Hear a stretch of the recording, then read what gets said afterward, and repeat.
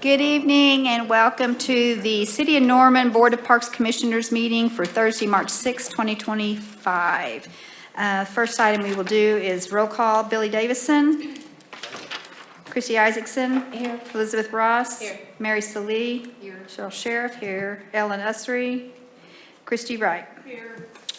Okay. Next item is,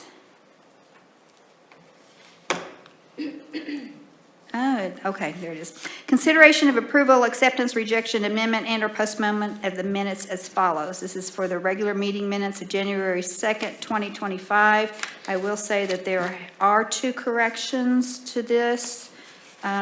Page 7, these are both just kind of this is a grammatical correction.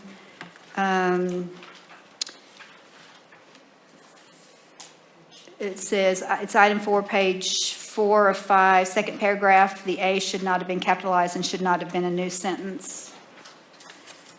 And then the second item is the, under miscellaneous items, page 5 of your minutes. The first sentence should be changed from Commissioner Isaacson to Chair Sheriff on the recommendation, or inform people about the AIM committee. So I will entertain a motion to approve the minutes with those corrections, or if there is any other corrections. I move to approve the minutes. Thank you. Second? Sure. I'll second. You got it. Okay. Second by Mary. All right. Next item on the agenda is consideration of approval, acceptance, rejection, amendment, and/or postponement of previously approved city council items. Jason. All right, we are quite busy in the month of February. Just give you a quick update on those. The item 13 you see from February 11th, the conveyance of titles of Irving and Whittier Recreation Centers to Norman Public Schools. Just a little background on that. We are transferring the title of both of the Irving and Whittier schools to Norman Public Schools. This was appeared in our 2015 master plan to give these facilities over to Norman Public Schools. That's finally been achievable because now we have the Young Family Athletic Center, and we have abandoned the use of those centers for the most part.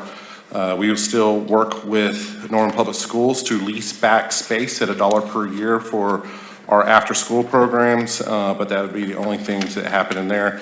And to add to that, Norman Public Schools does have bond money set aside to do improvements to both of those centers. We did have a contract to move forward with Norman Art Council for new artful inlets. You all should hear more about that in the near future. We had a lease agreement with the Trey Young Family Foundation for the retail space inside of the YFAC, and we also accepted $288,000, $288,300 for improvements to the retail space, which has already been done by the Young family. All these others on February 25th were ordinances that mainly had to do with the tobacco and e-cigarette sales. As a zoning ordinance, and changing to the ordinance to prohibit smoking or vaping on all municipal property. This is part of our TSET grant, which we're trying to achieve, and currently now, which we should be proud of, Norman is the largest city in Oklahoma to be eligible for gold status as a healthy city. Also, ordinance, we did have an ordinance we'll talk about a little bit later because this item is agendized, about the combination of the tree board, Greenbelt with Park Commission. And we did have a ordinance that was granting Wildwood Community Church in basically an easement or a dedication for one of their parking lots to connect to their church over our Greenbelt space. Any questions about any of these items?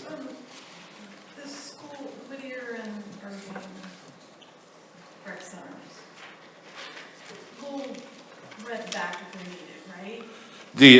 So we will have space. We're gonna have a long-term lease in there for one of the rooms for after school or childcare space. Also, hopefully we'll They'll be including that. We'll be able to use them during the summer for summer camps.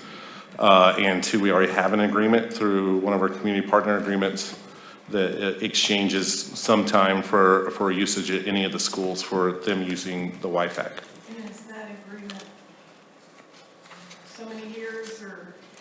We're hoping for a 50-year lease of the after-school space for $1 a year. I just want to make sure you never lost the space. Yeah. If that happens. Yeah. We're trying to keep as much as we can. And that's all we use it for is after. Currently, yes, we've pretty much abandoned everything else out there. No, we don't do any open gym time or any other programs out at Whittier and Irving. Any other questions about any of those? Okay. All right, moving on.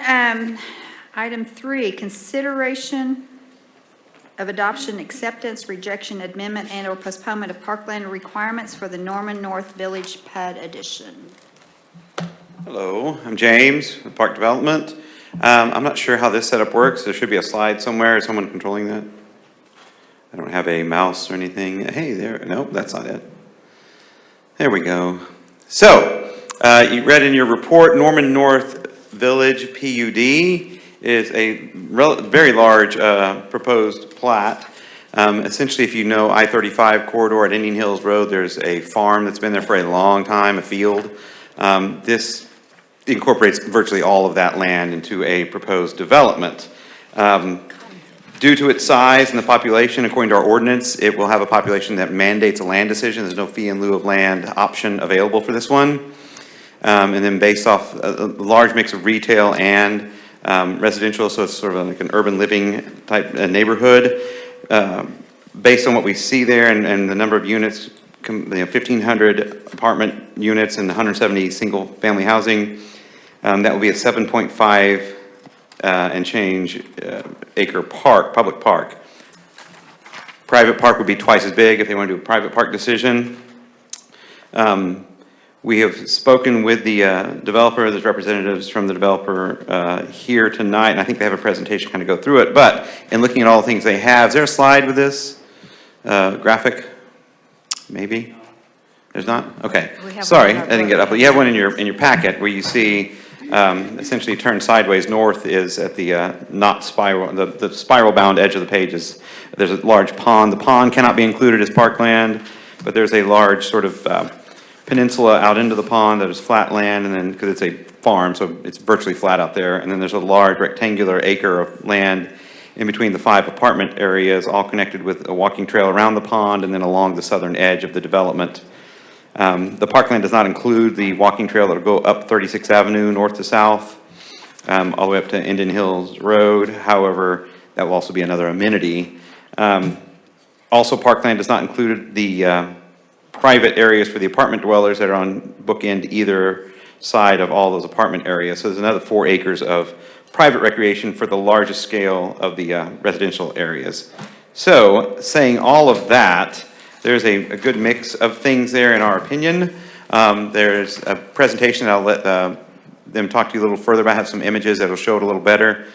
But based on what we see from the plat and the green space exhibit and the requirements of our ordinance, we're recommending a public park decision for this area.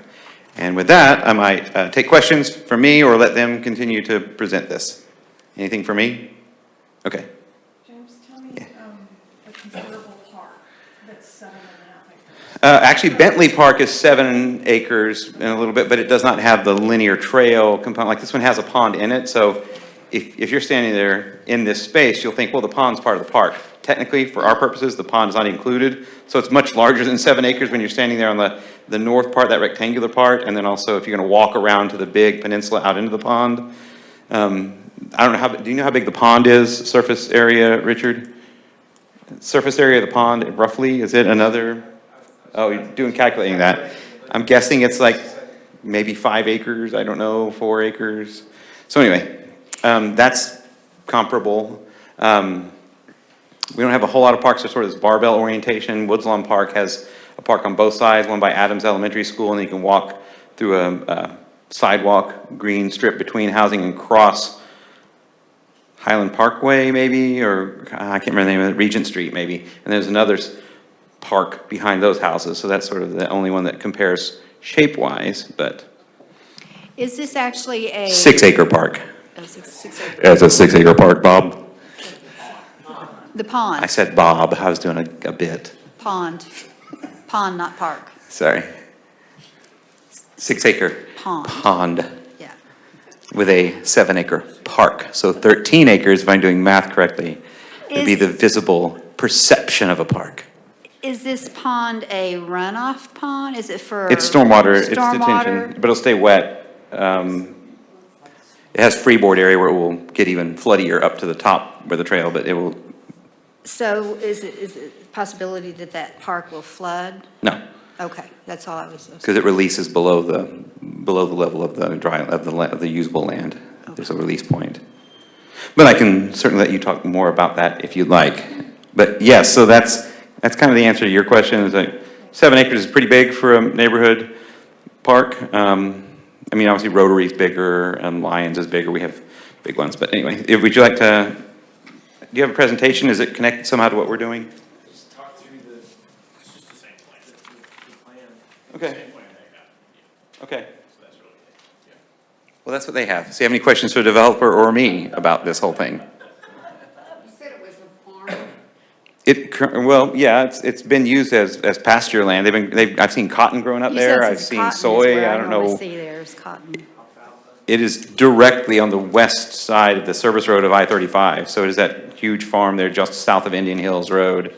It's been a farm for decades, ever since I've been here, I think. So there's no farmhouse or anything that I know of right there. It's just pasture land. I mean, did they ever run cows out there in the past? I don't remember. Not since I've been working on it. Identify yourself, please, sir. Richard McCowan, 4409 Cannon Drive, with Apex Development, or Apex Property. I think that's who I'm working for right now. Anyway, yeah, there we go. Thanks, Sean. We've been working on this for a really long time. In the 2004 Norman Comp Plan, this area was designated mixed use. And over the last really 15 years, I've had the pleasure of working in downtown Oklahoma City, working on these very interesting vertically mixed-use properties, and trying to figure out how to do that has put me on the road going to Kansas City, to the River Market area, and all the interesting development that's taken place on the north part of downtown Kansas City. It's taken me to Austin, to Fort Worth, as well as San Antonio. I've also looked at this kind of infill development in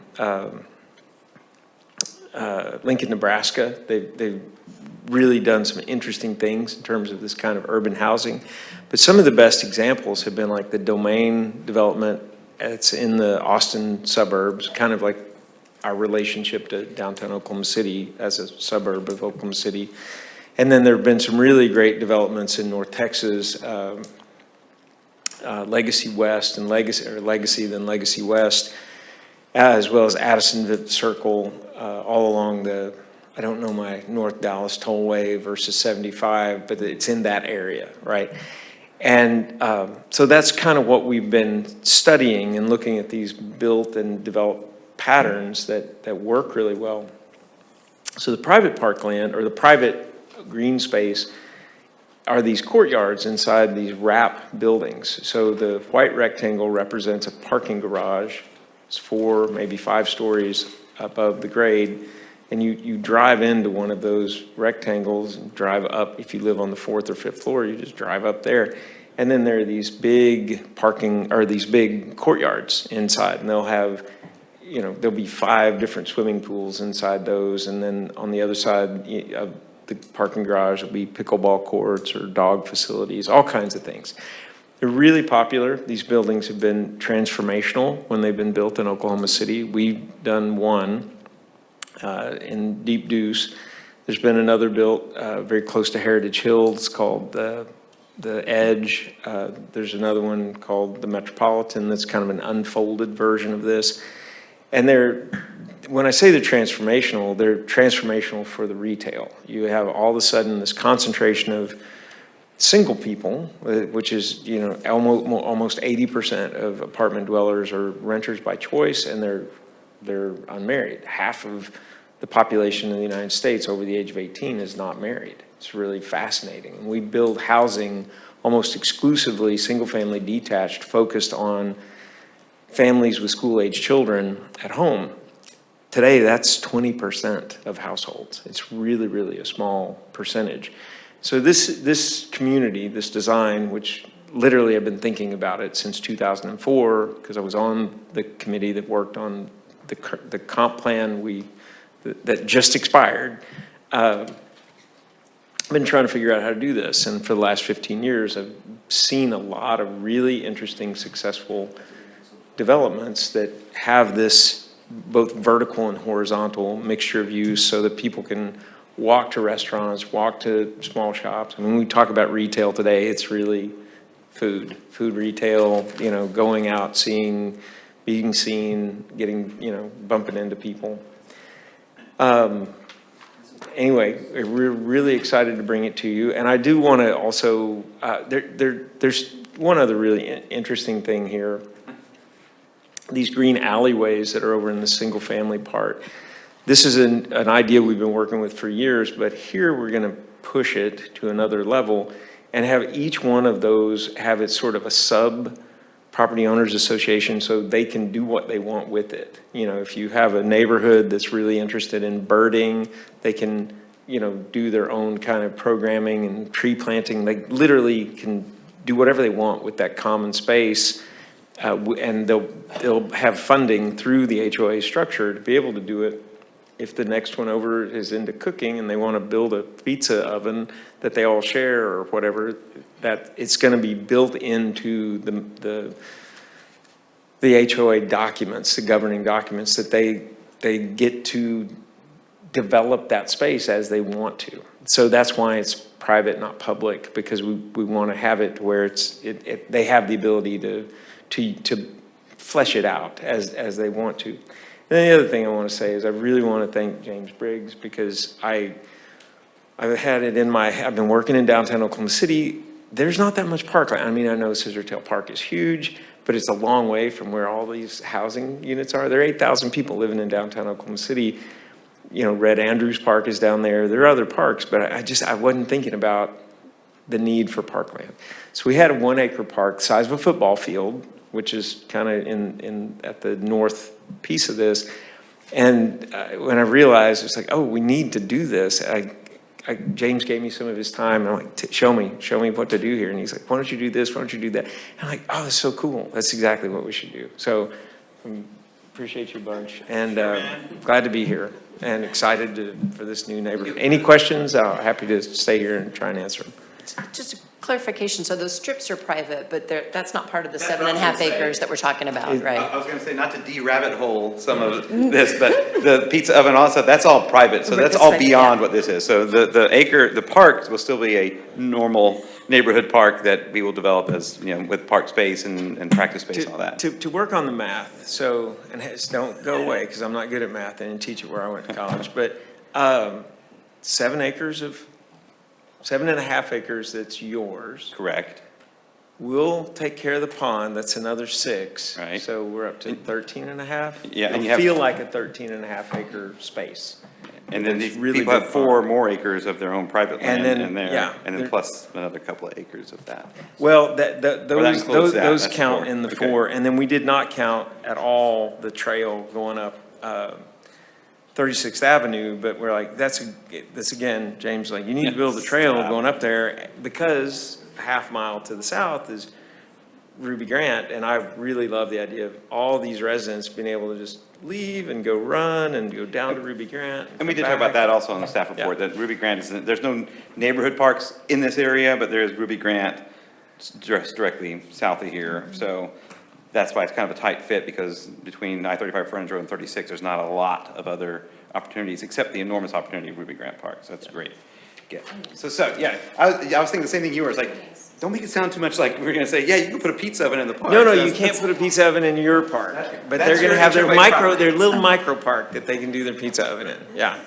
So I guess I'm kind of confused because you're talking about, I mean, it says it's zoned for apartment zoning and single-family housing, but then you kept talking about office space and commercial space? There's also office space and commercial space That's that can all these happen. other in- things. Yeah, Okay, that's where I was, There's the so, residential, the single-family housing is down there, and then the apartments are these 1, 2, 3, 4, 5 big okay, blocks. that's Everything where, else that's is where I, commercial. that's why I was confused. I was just trying to figure out where all Yeah, it's this the arc rest of that all around stuff, there. okay. So basically, we're just talking about this. there's flat also area the there. potential for retail tucked under the apartments. Okay. So if you're going for a promenade out here, you could end up, having people waving at you over their balconies and, restaurants underneath and it's meant to be Are you really talking, porous. Wichita, Kansas has something like that, I think, up in Wichita? There is some interesting stuff in downtown Wichita that And has that's what, this. and you, because I remember I drove into the parking garage and I'm going, but this looks like people's home, front doors, and so something like that's what you're talking about. Okay. Yeah. Some of it will have people's front doors on the ground floor, especially as it has housing across the street on the other side. And then some of it'll be, various types of shops and whatnot. Yeah. Any other questions? Do I have a motion to accept Public park. public parkland for this? Billy? Thank you. We have a motion to accept public parkland decision for the Norman North Village PUD edition. Do I have a second? Christie Isaac is second. All in favor? Aye. Any opposed? Okay, you have your PUD. Thank you.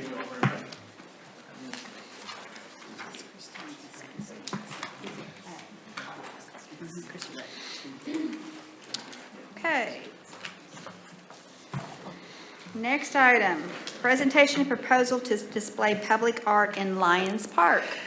This will seem real familiar. James again, so I'm going to introduce it real quick, but Andy Couch, our Executive Director of the Firehouse, has a presentation as well. But I'll go ahead and field any questions you may have after reading the staff report. It's really a presentation of their fulfillment of an idea started in 2023 to have some pads in the park where we can display public art. And you can see from the map, they're all kind of grouped in that area down by the firehouse, down towards the south side of the park, around and along the channel. We already have some public art on display around the firehouse, so we talked about not really reaching it too far up into, obviously we have a lot of movies in the park, soccer field used all year long, so we didn't want to spill too far out into the large gathering areas, and we didn't want to get right up on the playground because there's some redesign coming to that area soon. But this is an exciting project that I'll let Andy speak more about, but after reading the report, do you have anything for me before he talks, or I can certainly come back? And I don't know if this is for Andy or you. These concrete pads. Mm-hmm, So that at times they're gonna be empty. Mhm. And it's just the pad. mm-hmm. Maybe about a month out of the year. Only a month out of the year? I think for installation, we're looking at maybe 2 to 3 weeks that they'd be empty. You could paint like Foursquare on them or something I may have like that. presented it to where it sounded like they're gonna be blank more often, because I was trying to intimate that they're gonna change often. So until you change it, you can just leave the previous ones there, essentially. But there will be times that they will be empty, because you have to get the one out, and they're not just sitting there. It's not like Indiana Jones where you flip one into the other. Hey! You know where my brain is going. Yeah, exactly. I want these empty concrete pads. Right.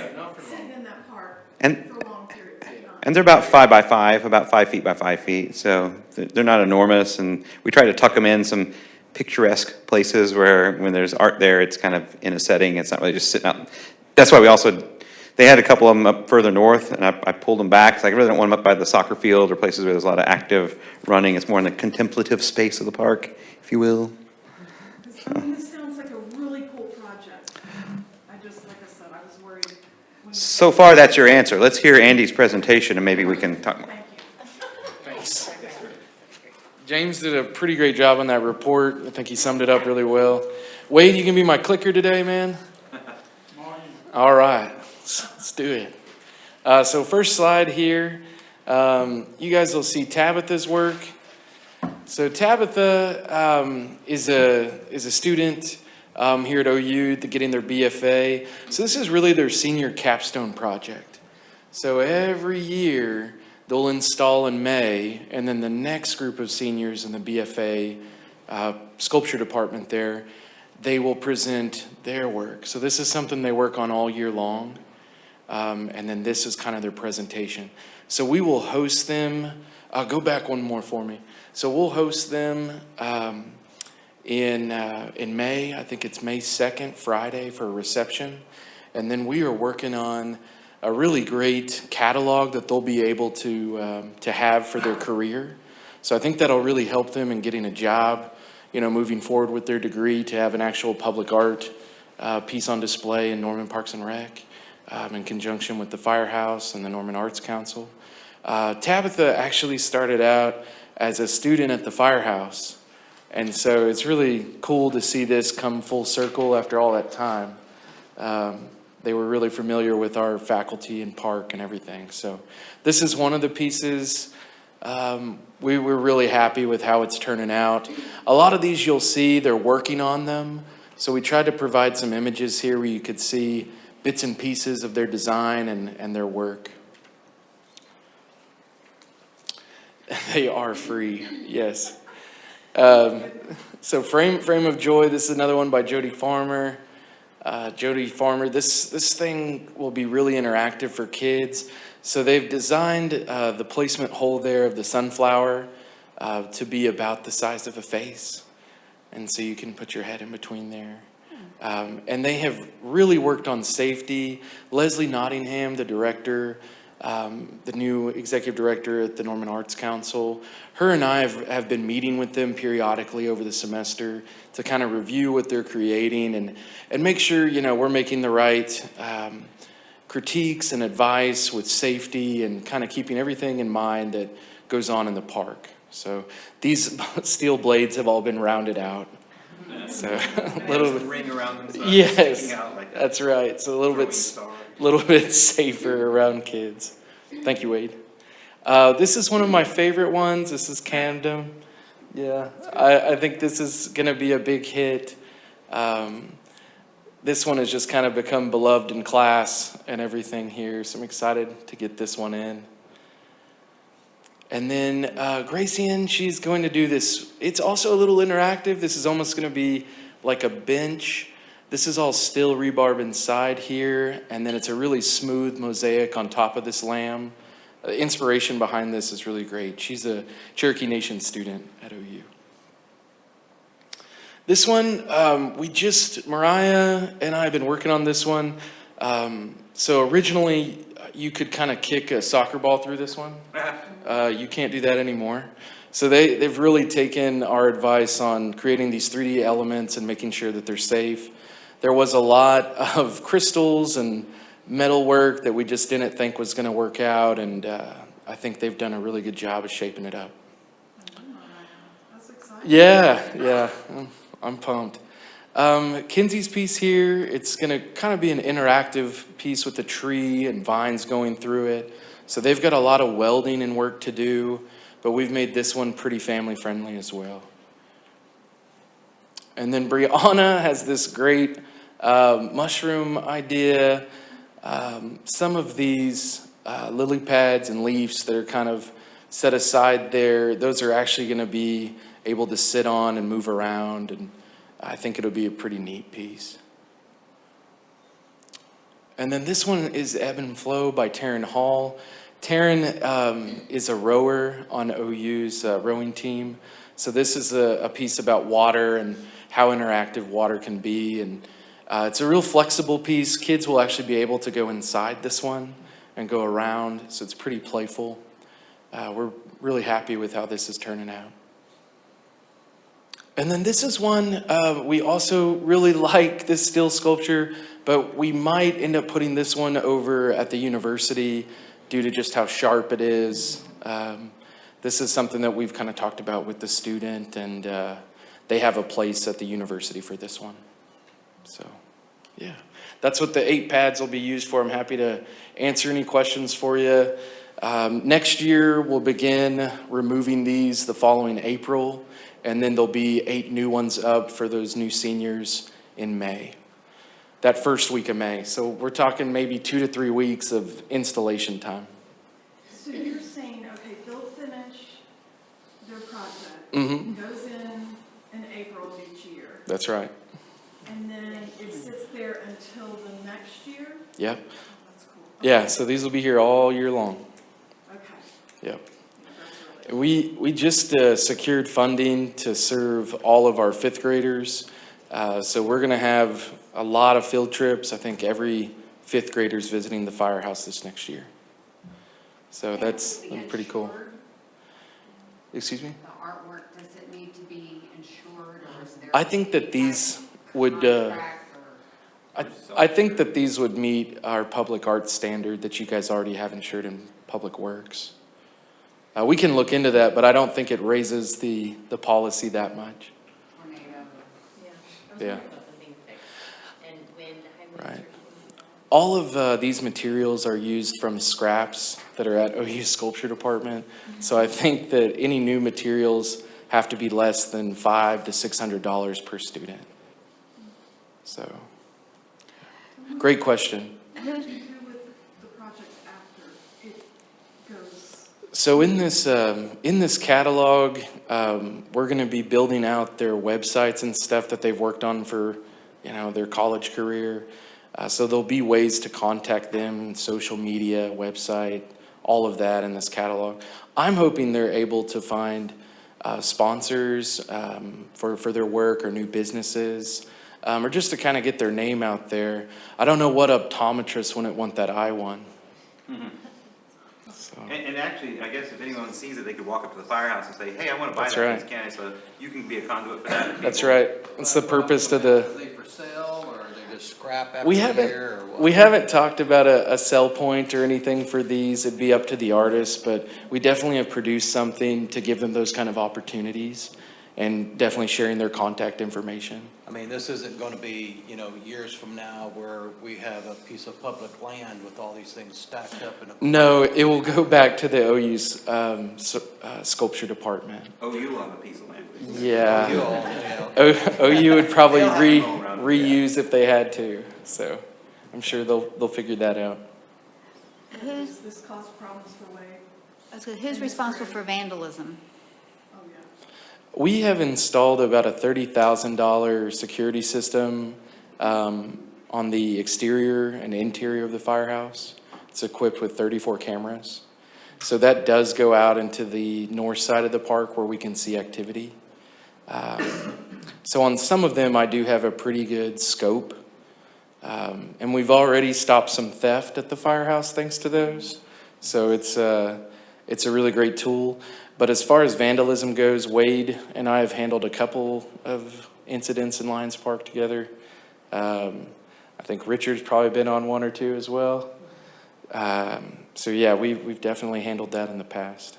If it's destroyed, if And it's damaged graffiti. beyond repair, it must be removed. I mean, we won't leave it there. If someone drives a car up in the park and starts smashing into you, and if they can't be repaired, we just have them removed. Right. Yeah, and to go along with that, if it gets damaged, then we'll work with the, and it's repairable, we'll work with the artist to come out and repair. Yeah, the thank art. you. And we have secured some funds for Mural Color, which is an anti-graffiti proof sealant. And so it protects from UV damage and those kind of things. But if someone were to tag it with this sealant, we could have it removed without affecting the piece. So all of our new murals on the firehouse have this special sealant. So we have a lot in the house. Murals? Yeah. Joke. Yeah. Those murals are I nice. noticed. Yeah. Anybody else? No, just very cool project. Thank you. Yeah, really happy. I'm alumni there, and I love the opportunity to work with them. And so happy James is able to recommend all the right spots and get that set up for us, and it's been great working with you guys, so, thank you. Well, who's paying for the pads? We are. The city's putting in? That's our contribution. Okay, okay. One other quick question. Sure. Is there a way to like attach the sculptures, not permanently, but like temporarily, so they aren't? They like, will if be somebody bolted down, climbs- some of them Okay. are steel. Yeah, And so weather is a big thing, and making sure that the welds are right. right, like anchored bolts of Yeah, some sort. Okay. yeah, that's a whole part of their degree and the process of installation. And whenever Got it's it. unoccupied, we'll make sure there's not something sticking up that you fall and Right, put your face on. or like a bolt Yeah, still. we'll Yeah. have them Yeah. to make sure they remove any attachment points temporarily. And these placements, we've also talked about that and making sure that water's not an issue and wind isn't an issue. We've had to replace some banners on that northeast side because the wind will just eat stuff up in that valley there, so. Now, just a random question. Are you on the base of each of these projects, are you gonna try to come up with a uniform, base so that you can just pull one off and not re-drill holes every time you do it? 'Cause Each of- after a while, you're gonna run out of. Yeah, no, each of them have their own base, and so a lot of them are really unique sizes. And then some of them have, they've got to have the right balance, so some of those bases are weighted. But yeah, definitely, they're working on their bases. Yeah. So they're not all drilled to the concrete. Yeah. It's kind of a uniform base is what we're going for. So you think each one is what, 5 by 5 or 6 by 6? Actually, 5.5 by 5.5. 5.5 by 5.5. So, yeah, great question. Is this red square on the east side of flood, is that just an error, or is that Probably. Yeah. okay, Yeah, that was a leftover from the graphic. okay. Yeah, there should just be 8 pads there. Yeah. With me not checking my work, I had an extra copy and paste, so I had nothing to leave. And on average, there's 8 to 10 students, but there's a couple spots at the school that they can use. And then Leslie has also offered a couple spots at main site throughout the year. So. Where's the duck going? The Duck Project's not mine. It belongs to the Norman Arts Council. So that will be Leslie Nottingham and Parks and Rec's decision. The Public Art Committee. Yeah.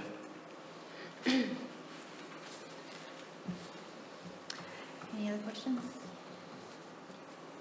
Do you have a recommendation to approve the placement of temporary public art at Lions Park provided through the Firehouse OU and the Norman Art Council? I move. Do I have a second? I'll second. All in favor? Aye. Any opposed? Thank you, guys. Appreciate it. Thanks, Andy. Bye. All right. Item 5, consideration of adoption, rejection, amendment, and/or postponement of a name for 2 new parks in Norman. Hi, I'm James, Park Development. James again, okay. Getting old. So, as you all know, there are several subcommittees of this board. One is the naming committee, and they meet now and then and do things to name parks. Last time we did that, Creekside Bike Park and Songbird Park were the last to come out of that. Bentley Park, we brought to you as a, let's name this park Bentley Park, so that didn't really go through the naming committee because we were, hopefully that was a rubber stamp item.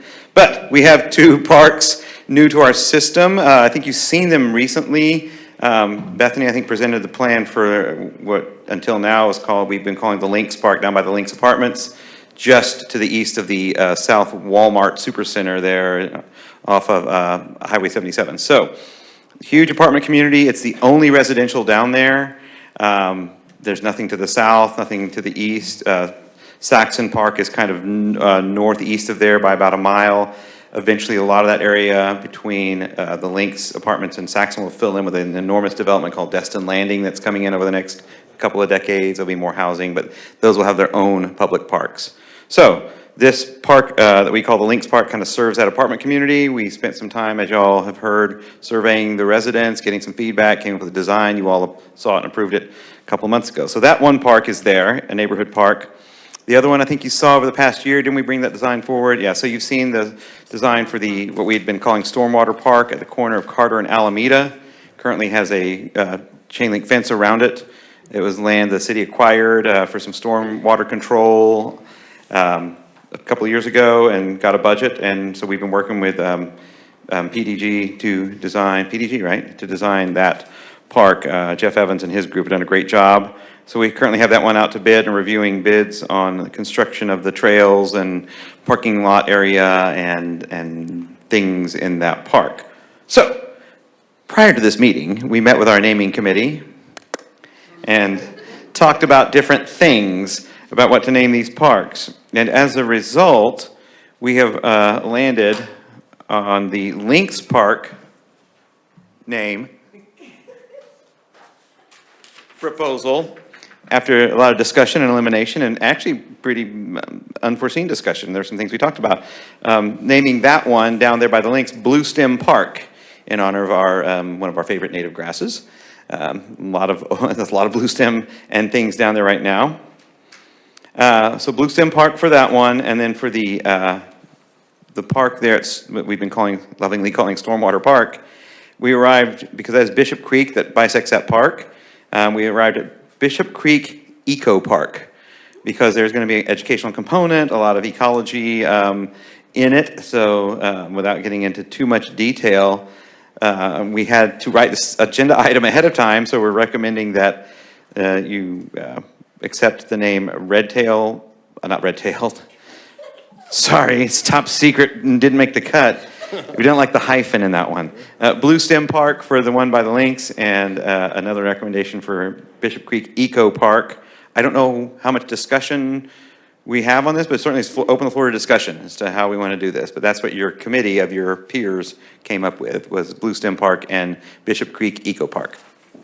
Any questions? Stormwater just Yeah, isn't that amazing? We thought about calling it, like, what was the awful name that we came up with? Like, I can't remember. Single point distribution engineered park, just awful, horrible names. Yeah.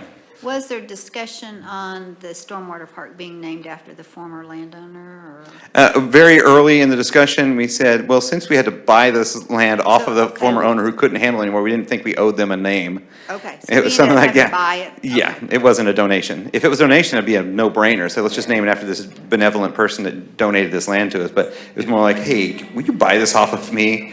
So, yeah, that didn't. Not only did we Had to purchase. clean it up. Purchase the park, it was tens of thousands of dollars of cleaning it up. Yeah, Okay. so But yeah, That's obviously, that's all I. Good idea, and we actually thought about, there was no recognizable, known, iconic previous owner of the area down by the Lynx either that we would have named it after. That was just land that came from the park board, took a land decision from the developers who bought the land and built apartments. We said we want a public park there, so there was no big familial name that we could find associated with it. Okay. All right, All right, so. I guess we need two Two recommendations? recommendations. So recommendation one is to name the Lynx area as we know it, Blue Stem Park. Do I have a motion to do that? I so moved to name that park Blues. Dim. I'll second it. All in favor? Any opposed? Okay, so we have Blue Stem Park. Recommendation number two would be to call the Alameda Street and Carter Avenue Park Bishop Creek Eco Park. Do we have a motion? I like that one. Bishop Okay. Creek Eco Park. Liz, a second? Billy, thank you. All in favor? Aye. Any opposed? Okay, you have your park names. I promise I'm done talking until at the end, so. All right, next item is the annual report from Westwood Tennis. Mark Clave. All right, I'm Mark Claudet. I think I know most of you, head professional at Westwood Tennis Center. Got some notes. I think Carla handed out. Sorry that was late. Had a little ankle surgery that didn't go as well as planned. But I won't read through it. Extremely busy again in 2024. 13 junior tournaments, which are USTA, which within the state or within the Missouri Valley, which is our 8-state region. And then also high school tournaments, middle school tournaments, junior high. Brings in over 1,000 kids. A lot of these tournaments are overnight as well, so that always helps the city. Hosted USTA adult league matches. Westwood has teams at different levels, different genders, seniors. So teams from Edmond will come in, teams from Oklahoma City will come in, teams from Tulsa will come in to play at our facility. We host middle school practices for both. There's 2 schools that feed into Norman High, 2 into Norman North, and there are 2 teams. They practice at Westwood. And then I was pretty instrumental in starting a program for CCS, and they practice at our facility now as well. So we're busy. Every day we're busy. Almost need more courts. You listen? All right. Yeah. Listed our warm body count, 2018, around 21,000 people. We basically had doubled that, and we did that. I got pretty aggressive bidding for tournaments. Tournaments are huge. In fact, this last Saturday, we had, see, there's 96 players, so probably 300 people out of Westwood, watching our 12 courts, middle school players. So it's just busy, really, really busy. Talk a little bit about the tournaments, the 2-year bids for these tournaments. This will be the 2nd year, so going into next year, I'll rebid on most of these and pretty confident we'll get them. I'll touch a little bit more on that later. Junior clinics, really busy. Junior team tennis, Westwood will put together teams, 10 and under, 12 and under, 18 and under, and we'll play other clubs. Like we'll go up to Oak Tree and play them. Quail Creek, Oklahoma City Tennis Center, Early Wine, and Pauls Valley down south. Cardio tennis, fun. That's during the day. Just run around for an hour, hit a few balls. Let's see. Tennis on campus is the OU club team that I actually started probably about 15 years ago. They practice at Westwood. There's about 60 players that come out twice a week in the evenings. College kids. Some pickleball on the weekends. Some social events that we do. We donate all that money to charity, food and shelter this last year. 2024 resurfaced 9 of our 14 courts. So we have 12 outdoor and 2 indoor courts. Resurfaced 9 of the outdoor courts. And we're planning to do the remaining 5 this year. No, we did 6, 8, 9. Yeah, we have 2 more of the. 2 more, sorry, 10. 2 more. Sorry, 1, 2. Well, 2 more, then there's the youth courts, and then there's the 2 indoor. Okay. So there's 5, but the indoor Yeah. ones will be last Yeah. because they have the least amount. So yes. Yes. 2 more outdoor courts to do. 2 more, the space of 5, yes. Before we get to tournament. 2 more outdoor and then 2 more indoor. That's important. The tennis surface, when you resurface them, it has a lot of sand in the paint, so it's pretty gritty. So it's always good for safety on the court. Gets too worn down, 7, 8 years, it'll get a little bit slick, and that's a way to lose tournaments. So I appreciate James helping out with that. I think that's about it. Exciting 2025. We'll have 2 more tournaments than we had last year. We have a huge event that I got asked to run. It's 55 and over, and it'll be teams from the Missouri Valley. So Iowa, Nebraska, Missouri, St. Louis area, Kansas City area, Kansas, and Oklahoma. We'll each have 2 teams, and they'll play over 3 days in September. So that's a pretty big event that'll be our biggest event, some 55 and over senior teams. So that'll also be pretty beneficial to the city. A lot of hotel rooms, so any questions? I do. Yeah. How long are the courts down when you resurface them? If the weather's perfect, 4 days. Yeah, 4 days. And 3, 4 we let days. them know way ahead of time so they can alert all their players that these courts are going to be shut down. Yeah. So Yeah, sometimes we're able to work around it, yeah. Yeah, rain can hold them back, but Well, no, Saturday was a great day, and I drove by there, and I saw. packed. Was it packed? It was packed. Yeah, I mean, You that's could it, just see yeah. the intent on the parents in the stands Yeah, oh, looking yeah. at their Yeah, there was, people playing. yeah, so. 96 players, and gosh, we get, siblings and parents and grandparents, and, yeah, we're it trying to gets, get it the gets pretty. resurface when he's not having tournaments. So like just during the regular. Yeah, which is hard. It's hard to tell him no, but, because we need it, but, yeah, we'll work together on that. Not long. they knock those out pretty quick, sometimes even 3 days. Any idea how many of the high school kids that get scholarships and go on to play? You know, we had a couple this last year. One went to Northern Kentucky. Caleb Stovall was his name. I'm trying to think of some others. Taylor Mattingly is up in Michigan playing. Her dad, Chris, I know works with. Is that Chris's? Uh-huh. Okay. She's up there playing. I don't think that's scholarship, but it's an engineering school, which is what she wanted to study. So a lot of our kids, when they go to play college, you know, Division I's hard. You know, Division I's looking at top 100 in the nation, which we don't get there. Okay. They're in full-time, you know, academies on the coasts. Okay. But we'll put academics, you know, some money there and a little money in tennis and play at a lot of smaller schools like that, yeah. We had one of our players play at OU, and then she was our instructor for a couple of years. She's excellent, and we just lost her to PT school. She's busy, it's a bummer. We lost her sister to medical school too, also played at OU. Yeah, a lot of turnover with the staff, which makes sense. Nobody wants to take a tennis lesson from somebody old like me, but no, we've been good. We're pretty busy. We have a pretty big waiting list right now for lessons, which is a good problem, but I just need to hire people. Any other questions? So it's going good. It's exciting. Thanks to Jason and James and Wade and everybody. Maintenance has been great. That's a big help. You said you needed more courts. Would that be have to locate at another area or? James is going, I don't know. There's some, well, in our update, they were talking, we were working on a Westwood golf and tennis Right. master plan, and that would sort of redesign some of the court areas and help get like some more indoor, and through clever design and eliminate outdoor pickleball to the YFAC. So we gained some land, redesigning sort of that whole entry experience and redesigning entire clubhouse facilities and courts and all. So ideally, yes, we'll gain some indoor courts through the redesign. Right now, the only place you can go is get rid of the playground and a little bit of land right there just to the east of the playground. We're kind of out of room.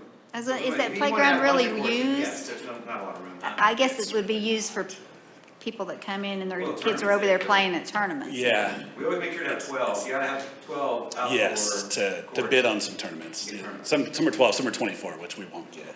But 12 is great. A third indoor would be a game changer too. I think that's a possibility. You can host some indoor tournaments with 3. So we could be So that's more part of active our in the winter. Process right now is looking for ways to add more courts and Yeah. add more length to the golf course, because they would like to have a little bit more length so they could host different level of tournaments out there. They had like, you know, I don't know, 78 or 85 more yards total. Of course, part of the redesign is to move the clubhouse out of there so you could lengthen a hole here and there and gain the 15 yards here, 20 yards there. So there's little tweaks in tennis and golf that would help both of them that we hope to get through the master plan. Yeah, I wasn't sure I was able to bring that up. Y'all should see the master plan in Extremely May or excited. June. Yeah, extremely excited about that. That would be another, a game changer. Modernize it a little bit with more area. And that master plan would come to y'all in May or June, and y'all see it before council adopts it. It's exciting. Get excited. Okay. All right, Any other questions for Mark? Thank you, Mark. thank you. Little Axe Youth Sport will be postponed until June. The presenter was ill. Yeah. Next item will be update on Greenbelt Commission and Tree Board. So this has been something that's been worked on for a few years by council. It finally came to fruition this past week. They did, as you saw on your past council items, they did adopt an ordinance that combined the tree board and Norman Board of Park Commissioners, and they basically ended the Greenbelt Commission. So the idea is kind of ultimately to combine all three of those boards into one.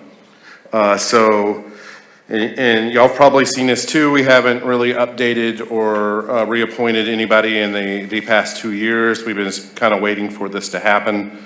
Now that it's done, we are working with the mayor, who will nominate ultimately, I believe right now we only have 3 people that they're on park board who's currently within their time to serve.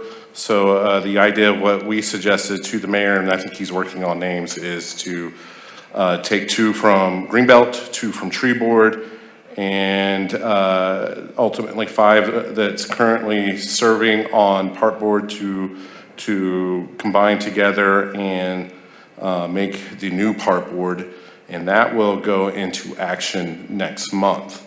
It takes 30 days for an ordinance to become an ordinance after it passes council. And so I would think within the next few weeks, we would know a final decision from the mayor who he's going to nominate, and they're going to try to get that through council before the end of this month. So I'd love to answer questions for those who have them, and I'll try to answer them to the best of my ability. I don't. So, I don't have a clue. only 2 will remain out of this thing? 5 will remain. Right. Currently, there are 3 that are currently within their term. Everybody else is either expired, and I think we have 2 that missed 3 meetings in a row, so they're no longer serving. As you know, we always, at max, can have, I think, 7 people show up on a 9-person board. So there will be 2 that are renominated renominated from Park Board. There'll be 2 that are renominated from Greenbelt and 2 from Tree Board to make the full Park Board. And we will find this out how? It'd be a communication, no, it'd be communicated beforehand. We'll know the nominations here in a few weeks, I would think. So what will be with there's some absorption involved, what will be our new duty? What will be the park board's new duties? Same thing? There's nothing Yeah, new there- with the tree part or something? There's a few things that will be added onto there that we aren't normally hearing. Is all the functions of the tree board, which is working on a new tree ordinance. Also, right now, until the ordinance, a new ordinance is adopted, there's historical trees. If the new ordinance gets adopted, that will be no longer a part of the ordinance. Now we'll be talking about historical tree districts or commercial tree districts, which would be up to the park board to basically, I think that y'all, once y'all roll on it, it doesn't even have to go to council. I think y'all can adopt those according to the ordinance. When it comes to Greenbelt, that's pretty well been disbanded. Previously, they would work with developers and bring greenbelts, trails, and things like that was attached to neighborhoods or commercial districts.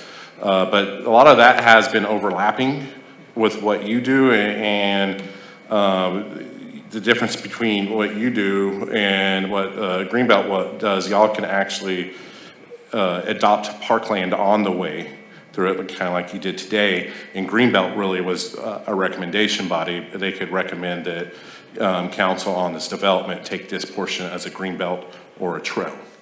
Thank you. And then there'd be subcommittees that I'm sure that the people who, we'll add probably 2 subcommittees, a tree board or tree committee and a. Yeah, we'll definitely work with the chair, because I imagine Cheryl's still currently within her term, so she'll remain chair for at least until the end of the calendar year, and it'll be up to and the board after that, whoever's the chair. But yes, we'll work with the chair to put together committees, and then y'all would obviously vote on those committees at the beginning of the year. But those could be committees that could be added that they would be interested in. Sounds good. All right. Next item, Norman Forward update. Try to do this one real quick. I know we've been here for a little bit, and I was not a record or anything, but Young Family Athletic Center still working on getting the outside portions of it done. We finally are now complete with the pickleball portion, so we're waiting on the lights to be done, and then we'll go out there and work on final grade. Sidewalks, which we hope to have a complete pass sidewalk that goes around the whole facility. And if y'all been out there, the facility's quite big, so it'll be a nice little place for people to walk or run.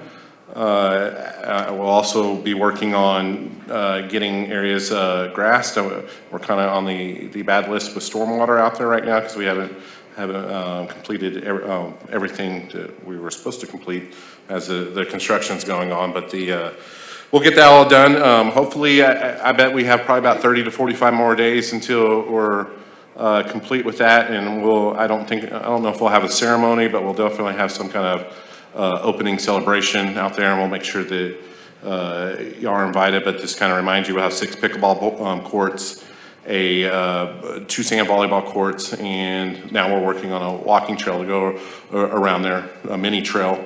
And of course, we had the flag football area that Norman Regional put in for us, and that will also all be lit, so it'll be kind of cool once we get done with that. Saxon's still kind of in the same spot as last month, not a whole lot of progression right there. This Friday, next Friday, we're talking to CFOB.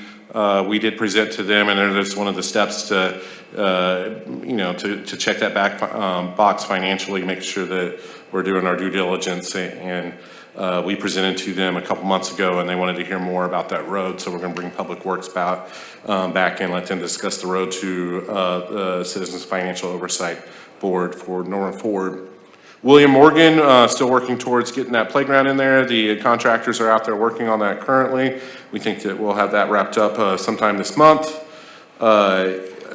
Northeast Lions Park is one of our parks that we'll be working on for a playground very, very soon. Our next step on that one, we are working on some land trades with Norman Public Schools. We're presenting them to council here in about 2 weeks, once they give us a thumbs up to make sure that what we're doing is something that they're okay with, which I can't imagine that they will not. We'll bring that to you for a recommendation, and then we'll take it back to council for adoption. And just a reminder of what that is, we are hoping to grab around Eisenhower. The school's asking for about half of the land that we actually had in a land trade about 12 years ago. They're asking for some of that back to expand parking lot at Eisenhower, and a portion at Adams, which they built a playground on, which they want to make sure that they have that portion owned, because right now we own a little portion of their playground. And what we are asking for, I always forget, it's because I confuse it with the name of my own neighborhood park. High Meadows Park.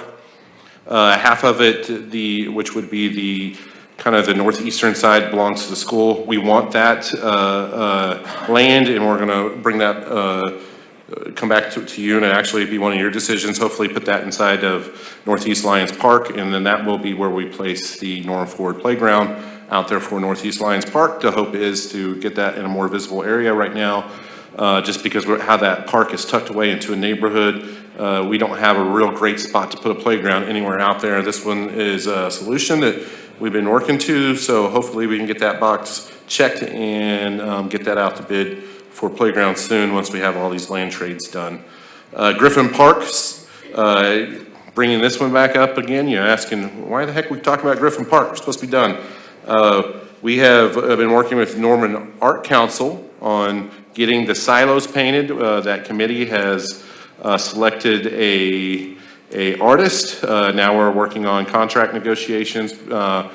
Before we take that to council for approval, we will bring that to you and show it to you. But we're pretty excited about that. That's something I know that's it's one of our biggest landmarks in any park. When people think of anything that a landmark in a park, they usually think of those silos. So we're happy to get those painted. One side is going to be a buffalo. The other side is going to be a scissortail flycatcher, and it looks pretty cool. And waiting for that to kind of get all knocked out and done. And am I missing anything, James? I think Norman Ford is getting slower and slower as we move along, but man, we were super busy there for about 2 years, so. Right, I mean, the Blue Stem Park is the Norman Forward Park Yes. technically. And then the next one will be South Lake area park. That'll be kind of the end of the new neighborhood parks funded through North. There's one up along the North Indian Hills, and the Redlands area. If those neighborhoods end up being built and not a turnpike, there'll be a park there that's designated in the Norman Forward, so sort of further east. So there's technically, theoretically, a park gonna come in there. We still have like 5 more years left on Norman, this current Norman Forward. 2015, 2030, yeah. 2030. Yeah, and we'll probably, it technically ends in 2030, but we'll probably be running Norman Ford playground projects till about 2032. Okay. Not always playgrounds, there's park revisions. Park Revisions. updates. Don't promise anyone a playground.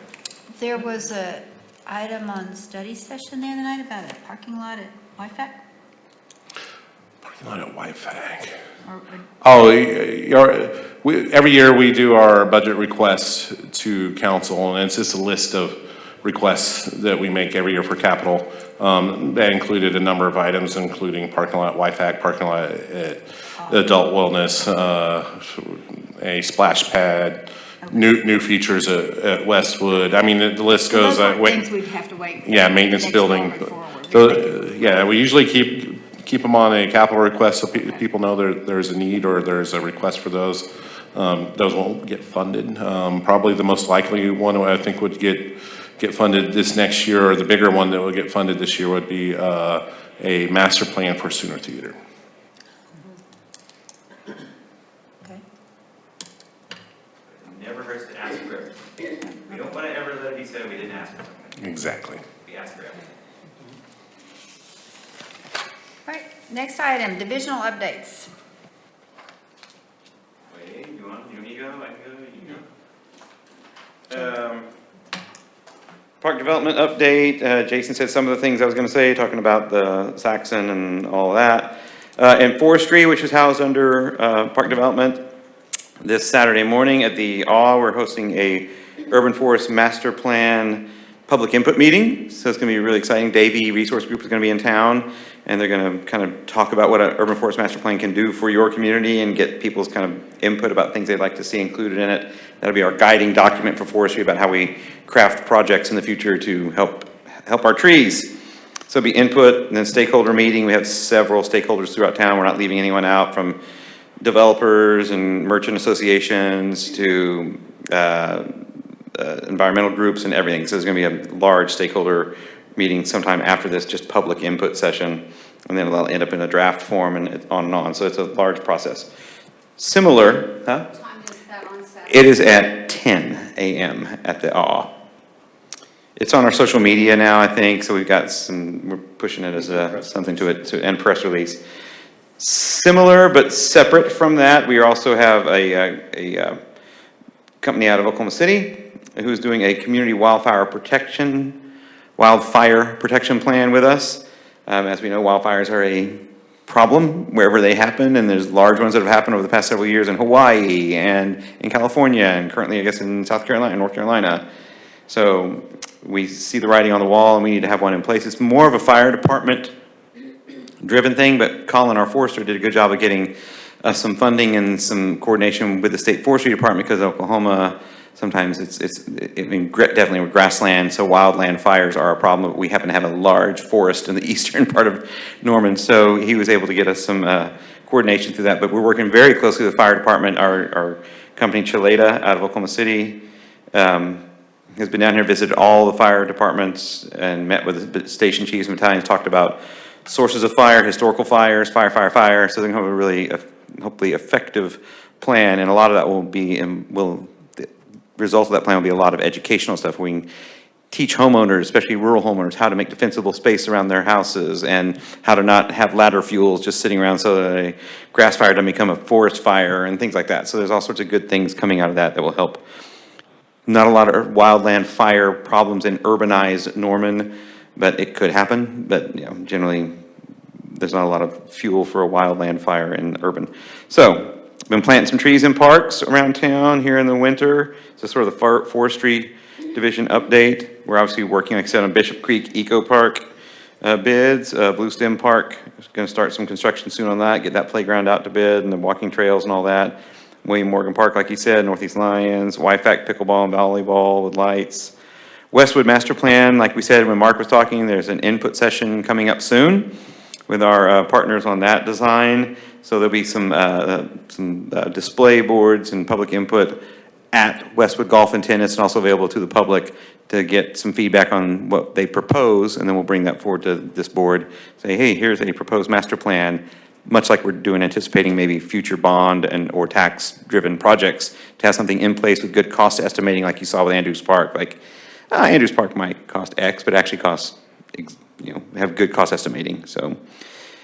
If you notice, it's not our project, but the depot is getting some work. That's an Amtrak project to increase accessibility on the platform, so rebuilding the platform and some things out there. But if anyone asks, that's nationwide. Amtrak is going to all their commuter train depots and doing some improvements. Facility's open the whole time. They're still able to rent it, use it.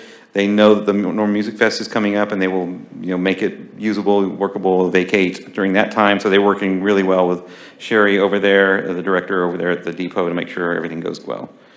Westwood Tennis is going to do some light improvements on some of the older courts, because until we have a master plan and funded and all that, we got to keep playing on those courts that Mark does such a good job with.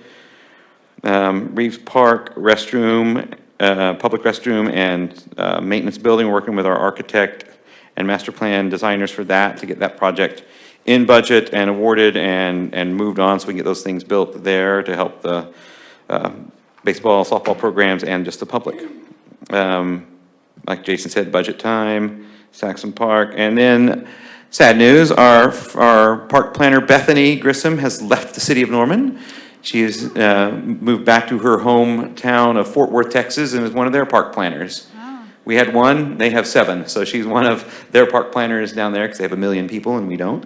But it was just sort of a dream job, weird scenario where it just came open. She kind of threw her hat. It's the only place she'd probably go instead of here. And we saw her off appropriately, and she's working in the great city of Fort Worth, Texas right now. Traitor. But so that job is available and advertised on our website and on the ASLA website, state. And so it's open until filled. So we're looking for a new park planner.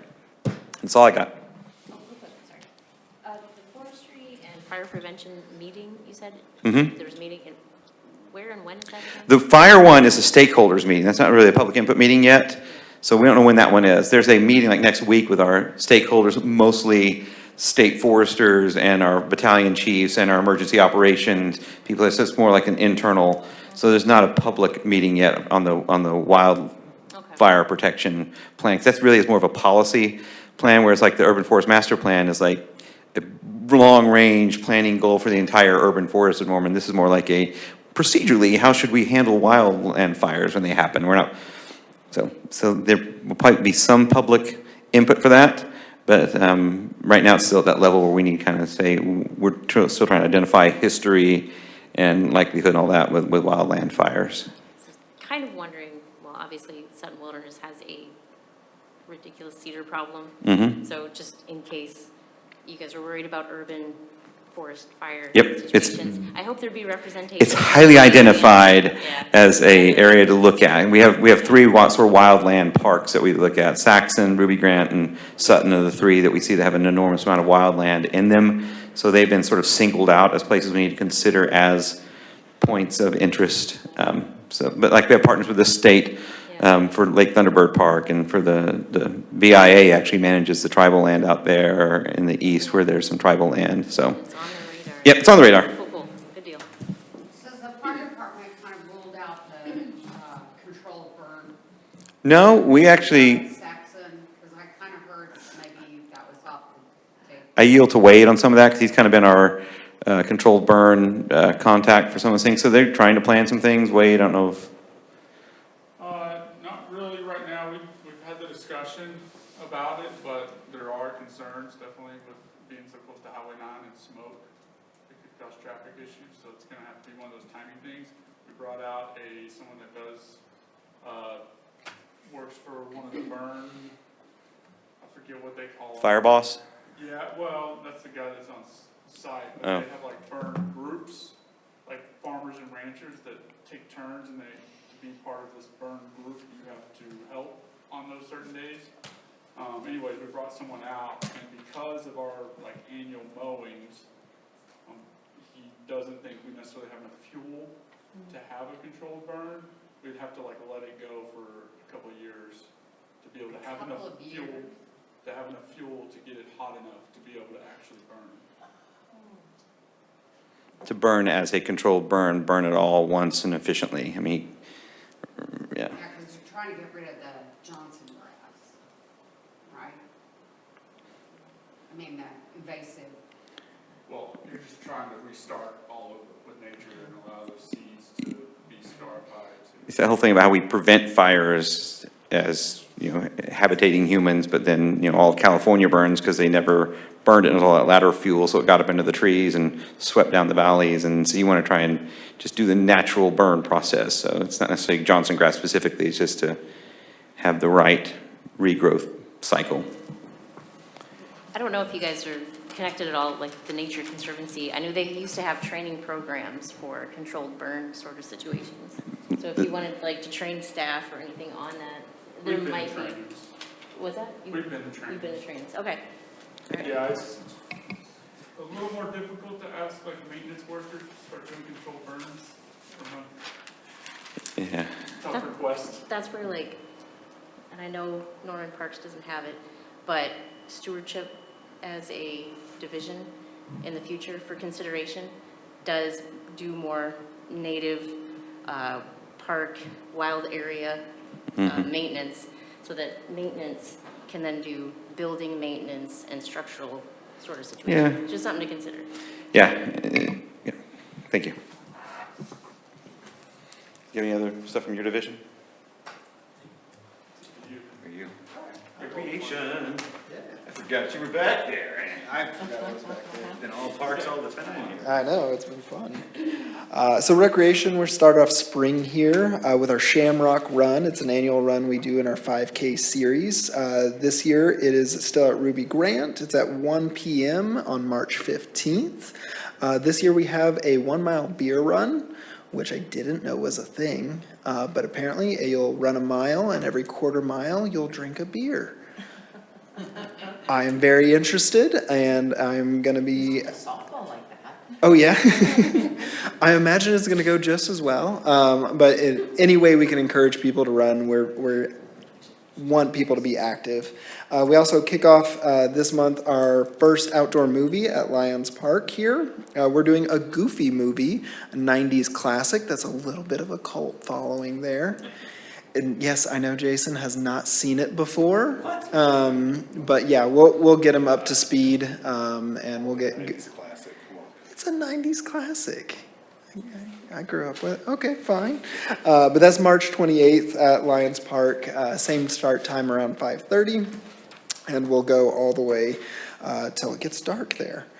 We also have 2 volleyball camps starting off at spring break. One for the 3rd to 8th graders, and then we have a more skilled camp for the ages of 14 to 18 out at YFAC.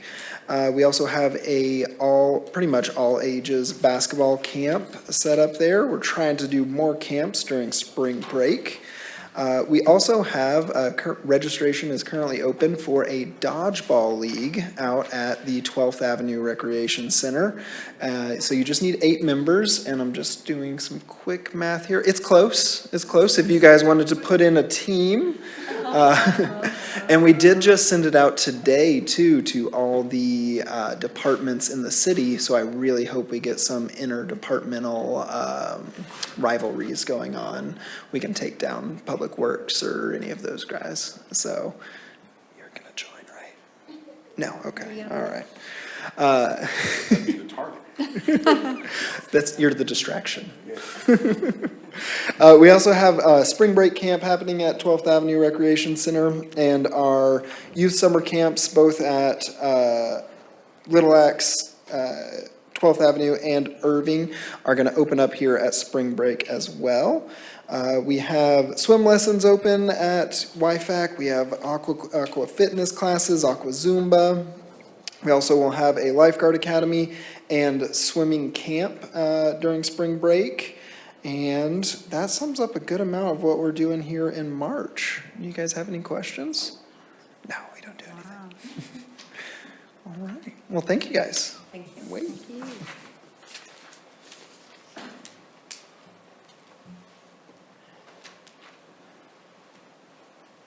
Good afternoon. I feel like a broken record sometimes in this season because it's kind of the same things over and over, especially when the weather continues to drop ice storms and snow and stuff on us. So we spent about 4.5 days of most of our staff going citywide, getting ice, especially on those temperatures. It takes an awful lot of time to get snow and ice to melt when the temperature's below 15 degrees. Our ice melt really stops working. So to keep those facilities open, get them ready to be open, we spent a lot of time on that. As Mitchell said, they've got a 5K Shamrock Run, so we've been doing some kind of work on some of the 5K trails from the winter. Those parts of that 5K trail aren't irrigated, so we went through anywhere where we had bare spots. We removed anything, debris, refilled it with topsoil, laid some sod down, getting ready for baseball season down at Reeves, getting ready for soccer season out at Griffin. We've been doing that, getting ready for just summer, spring in general, playground mulch, making some repairs to the playgrounds as normal. That's pretty much it. We've got a couple big things. Flagpoles are coming in to replace the one that we took down at the depot or just south of James Gardner statue. We've got that scheduled for any time. They're supposed to be there today. Guy said his brother called in sick. So that's something that happens, I guess. But we took the brick out when we removed the old one. So then we're putting that same brick back, which is kind of like a puzzle. And then just kind of our daily maintenance and trash, restrooms. We went through that freeze. We had one P-trap freeze and one backflow that was on the north side of a facility so fairly fortunate considering how cold it was for how long. That's it. Well, I just want to thank you for the actuators. I They're didn't do that. in and working. That's Lance, our Yeah. building maintenance guy. Oh, It only took But still, 6 or it's- 7 months, so you're welcome. but they're great. What? They're handicap the access adult wellness. doors Oh, yes, yes. at the pool. Accessories. Actuators is what Oh, that's gotcha. what they're called. So, Where? at the, Oh. for the pool area. On behalf of Lance, you're welcome. Yeah. You see, I'll pass that on then. That and signs. Hopefully, we've had one of our staff members going around. It's been a pet peeve just to see all of the signs and poles in the park. So if you go around, you see fewer signs. We've been working on cleaning up as we're about to hopefully put some new signage up, but have fewer poles of just stuff in the park of 8 different poles and signs that say the exact same thing. The birds couldn't perch on. We got plenty of stuff Well, for we're them planting still. trees, you heard me? We're planting trees in the parks.